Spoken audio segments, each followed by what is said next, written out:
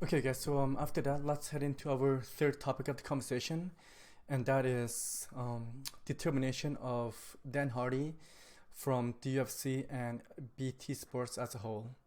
So I just found this out literally like this morning when I woke up, and I came across this right here, which I would like to show to you guys.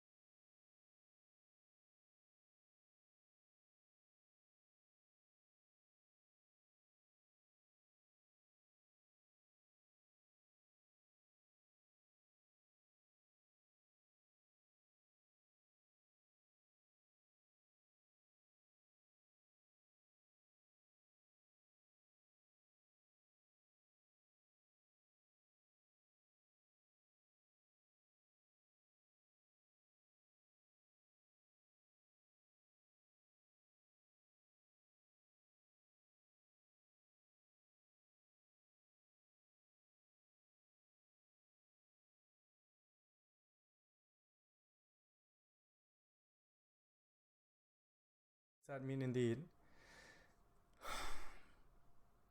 You guys, I have mixed emotion about this. I have mixed feelings about this. It's just the fact that you know what I've been following Dan Hardy's career for a very long time. During the time that he had with his run up versus everybody essentially, with the opportunity to face George St. Pierre. And honestly, in my opinion, this is starting to make sense. It's just the fact that let's have a quick look here. This right here.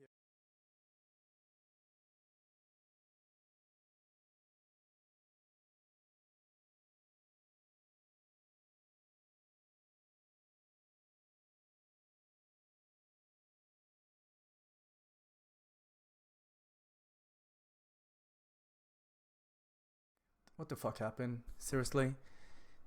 I mean, Dan Hardy, or what I just said is that he's been with the UFC for a very long time, and I'm fairly certain that the UFC take a very good care of him because he is one of those fighters that never said no.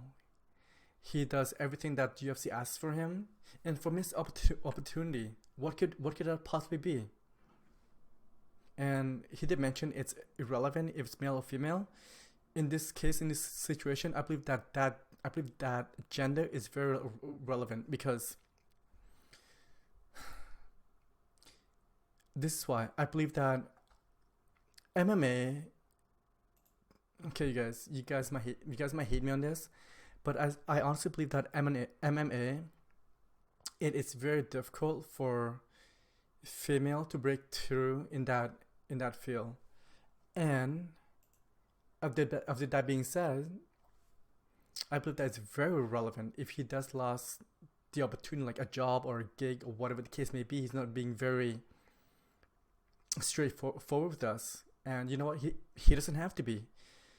And I'm just disappointed because I'm sure that of all the stuff that he has been doing with UFC, with the UFC inside the cage, inside the octagon, and he does a bit of broadcasting with them doing their European side when it comes to their fight card across the sea. And with the support of the UFC, his YouTube channel it's been exploding for the last while. And also, not just that, it's the access that the UFC grant him because you guys, not too many media would have the access to the fighter that Dan Hardy does, and I believe that with that, I'm not sure what this agreement might have been, but I could tell you that all those access is out the window. He would no longer have that access to those fighters, to those events, to those credential essentially. Not just well, I was going to say not just at Fight Island, but essentially as all UFC event. Let me have a quick look here.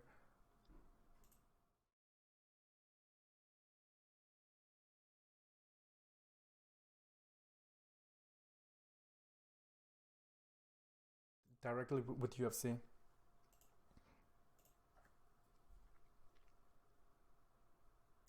I'm not sure what he means by that. And you know what? This is starting to me. This is starting to make sense. It's just the fact that the last few weeks and a bit, he has been calling out some fighters like this guy right here, Nick Diaz, of how he wants to come back to compete inside the octagon. You know what? Maybe I'm just looking into this just a bit too much. Maybe he kind of saw this coming, and he is trying to pave a way in into the next step, which is the next step is what could he do to make money, an extra source of income. Okay, guys. So as you guys may know, Dan Hardy, him, and UFC, they did left on a good term. And what I mean by good term is that there was no fallout, there was no conflict of interest, there was no I don't want to fight, I want to fight only this guy, you're not paying me enough, you're not, you know, it's none of that. Um, when it comes to the UFC and Dan Hardy, is that the reason why he's not competing right now, the reason why I'm not gonna say released, he was never released, he's unable to compete, is that Dan Hardy, he's got a bit of a heart issue, and he's got this thing called a wolf heart syndrome, and that is essentially when your heart tends to skip a beat or miss a beat, and it causes you to, you know what, I don't know that much, I'm not an expert into this, but essentially it's essentially a respiratory system, and it affects his cardio, it affects his breathing, it affects his heart beat, it affects the rhythm of his heart. But however, it's not a total loss, because that condition, it is reversible, it is curable, and all he needs to do is get a surgery. And Dan Hardy has not competed in UFC since 2012, September 29th, 2012. And that is a long time ago. That is almost 9 years ago. And he wants to come back. He wants to come back and fight a guy like Nick Diaz. You know what, that is like, I think that is gonna be a good fight, actually. I think that is gonna be a good fight. But before any of that could happen, he need to get that surgery, and I'm not sure. I'm not sure if he has got that surgery. I'm gonna lean towards no, that he has not.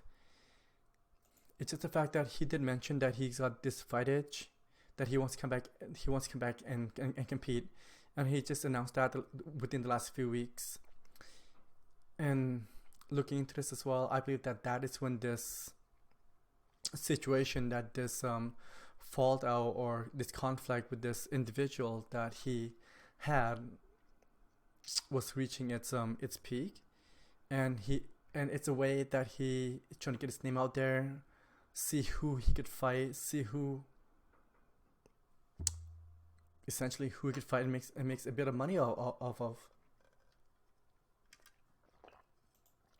This is what I drink, you guys. It's my kick-ass mug. Yeah. So then I thought that he was a very good broadcaster. I thought that he was very good.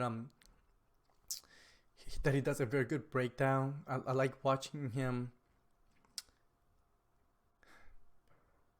You know what? I want to see him. I don't want to see him compete inside the octagon. I want to see him work behind the desk. I want to see him, interviewing fighters. I want to watch him doing like fight night broadcast. I want to watch him doing like fight night backstage or whatever. I don't want to see this guy fight anymore. I don't. Like, as a fight fan, yeah. But I can't tell him what he can't or can do. It's his life, and if